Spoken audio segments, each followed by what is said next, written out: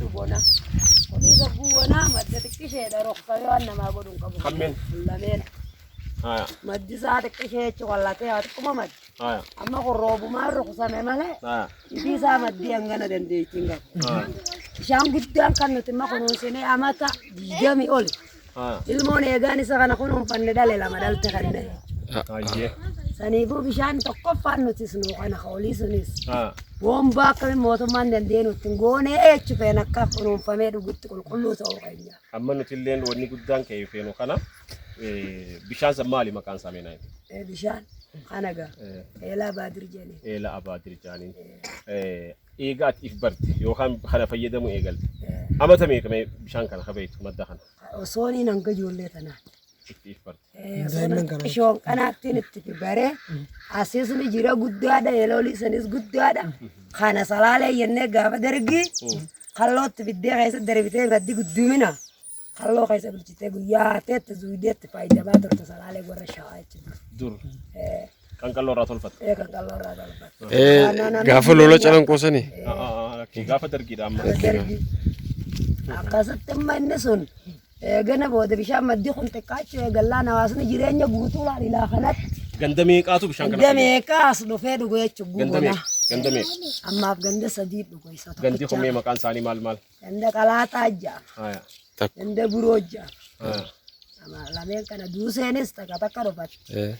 Warri jireenyatti guddate ganda qalaataa abara baabiittu. Araddaa ganda buroo kan iddoo lameen tanaa dhugaa. Lakkoofsi nama naannoo kana jiraatu guddaadha. Guddee hayi guddee. San dandee ilaa bonaarraa kana nu jiraachisa. Boombaa guute bashaqee nama ga'utti feenee jirra silaa. Amma wanni godhamuu qabu mootummaan humna qaba maal godhuu qabeeta? Boombaa akkatti nu godhuun jaan bishaan kana. Bishaan kanarra. Maaliif? Humna isaaniitiin illaa irraa eegsisanii kunuunsatanii. Mootummaan nu gaftan nu sayyoonuma kunuunfannee dambii tanarra dhaabnee jechuudha. Kan kana guddattee jechuudha. Nuti. Seena goona jennee bishaan kana. Ulaatti gootanii. Ulaatti goonee kun. Qulqullina isaa eegdanii. Eeynaa jechuudha. Wanni marraa feene roobni samiitti rooba nu duraa booreessa. Nu waan hangana kana akkana ammaa godhe gubombaa nu ta'e kamii ta'etti jalaan jira. Kanaafuu amma isin seeratti baastanii namni kopheedhaan hin seenu. Hin seenu. Miila qullaa seenu. Miila qullaa dhiqattee akka kophee tana baaseetiin dhiqattee seenee waraana. Akkasii qulqullina fayyaa keessaniitiif. Keenyaati jennee eegganna saniifuu boombaatti nu ta'u humni nurra guddoo mootummaan ni danda'a akka nu godhu feena. Galatooma. Rabbi haa milkeessu. Maqaan keessan eenyu haa jennu? Maqaa keessan garuu nu himee waliin barre. Maqaan kiyya Raaziyaa Adam. Raaziyaa Adam. Hayyee galatooma. Galatooma hedduu tokko ulfaadha. Yaasumaa bara. Haa ajala. Atoo eegumsaadha akka taa'e.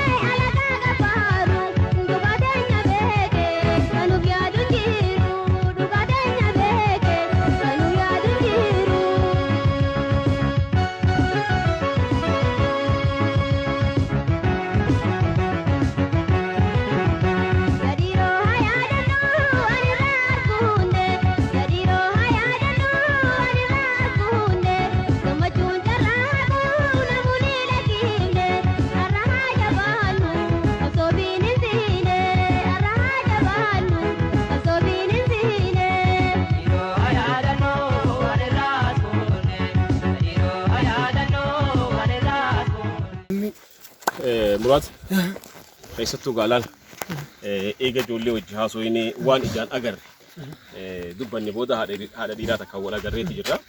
Haati dhiiraa Raaziyaa Adam jedhamtu kan ammaan tana maqaa ishee himte booda irratti kan wal barre umrii bishaan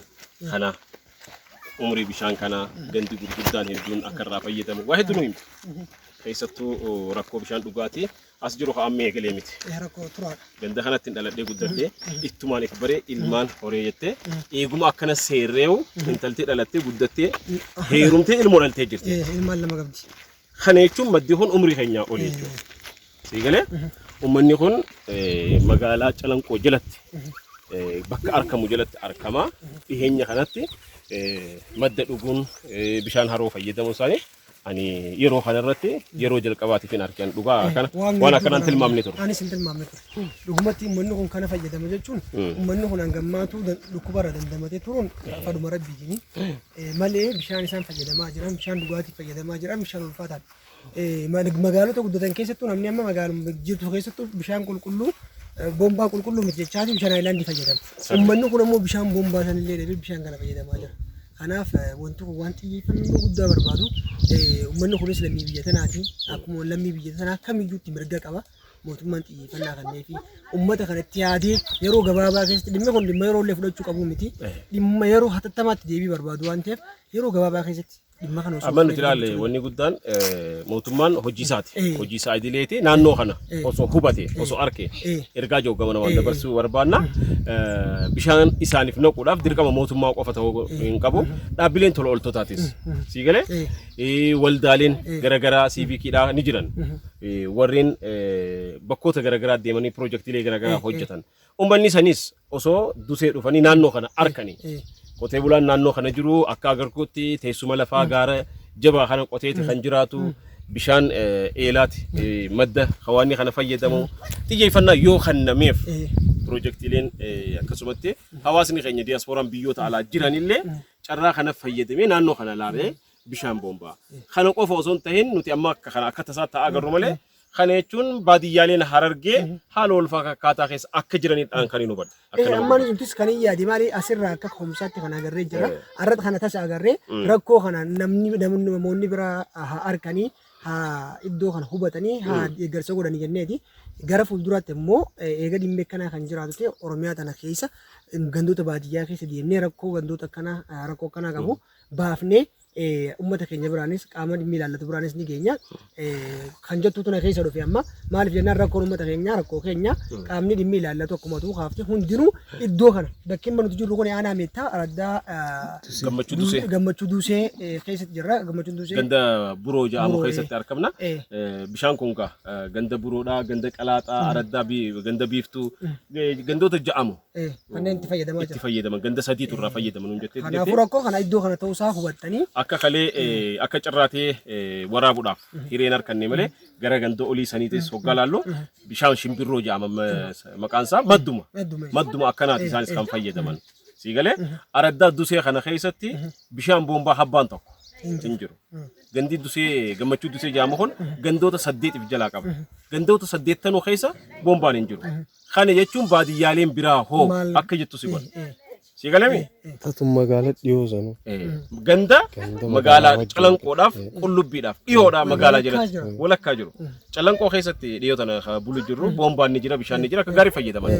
Asii fi as bira fiduun akkamitti dadhabame xiyyeeffannaan akkamitti dhabame. Aanaalee gurguddoo Harargee keessa jiran keessa aanaa meettaa aanaa umrii dheeraa qabullee. Umrii dheeraa qaba magaalaaf dhiyoodhaa asfaaltiidhaan umrii dheeraa aanaa jiru. Kanaafuu bakkoota akkanaa xiyyeeffannaa kan nu qaba.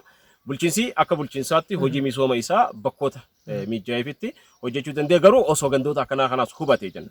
Garuu qaamonni biraa hojii tola ooltummaa ni hojjanne jettan baadiyyaalee keessa gabbuutanii osoo laaltanii arkitanii bishaan neeyxanii fi hojiilee akkanaa kana mijeessitanii fi jenna akkuma walii galaatti dhaamsi keenya kana na fakkaata. Kabajamtoota hordoftoota keenya har'a akka tasaa araddaalee baadiyyaa Harargee keessa jiran keessa gara aanaa meettaa dhufnee araddaa baadiyyaa dusee gammachuu dusee jedhamu keessatti gabbuune osoo miillannuuti kana arkine. Dirqama maaliif rakkoon akkanaa hawaasa keenya keessa eega kan jiraatu ta'e rakkoo kana furuudhaaf sagalee uummata keenyaaf ta'uudhaaf kana booda hojjechuudhaaf murteessinee jirra. Rakkoon kun gara sadiitti ilaalee takkaffaa araddaan funyaan magaalaa jala jirtu rakkoo akkanaa keessa jiraachuus waan hedduu nama gaddisiisu. Gama biraatiin hawaasni keenya kan naannoo magaalaa jiran bishaan dhugaatii harkatanii sirnaan kan ittiin fayyadamnillee yeroo waan kana harkan irraa baratan jeetii yaada. Akkasuma miidiyaa amma dhaabbachaa jiru hojii eegalee jira yeroo ammaatti qalloo miidiyaanis hojii kanarratti hojjechuudhaaf waliin taaneeti jirra. Qalloo miidiyaa immoo siit horqaqa. Akkas dhugaadha. Akkuma beekamu qalloo miidiyaan miidiyaa yeroo dhiyaanyatti dhalateedha. Sagalee hawaasa keenyaa ta'uudhaaf hojiilee bal'inaan xiyyeeffannaa kanneen hojjechuudhaaf karoorfatee jalqabeera. Akka tasaagaa kanaan Harargee keessa sossoonee sochii jalqabneeti jirra. Araddaa baadiyyaa Dusee aanaa meettaa jalatti argamtutti rakkoo bishaanii jiraachuun isaa baadiyyaalee biraallee akka ka'umsa taasifannee keessa deemnee ilaalluuf yookaan akka irratti hojjennuuf kaka'umsa guddaa nuuf ta'eeti jira. Kanaaf qalloo miidiyaan kana booda Harargee keessa sosso'ee hojiilee kanneen kan hojjetu ta'a. Isin bakka jirtanii sheer gochuudhaan uummata biratti dhaamsa bira akka ge'u godhuudhaan nu faana turuu qabdan. Warri magaalaa keessaa bishaan israafaa jirtan hawaasni baadiyyaa keessa jiru bishaan akka hin qabne hubachuu akka qabdan gamanumaan isinii dhaabna.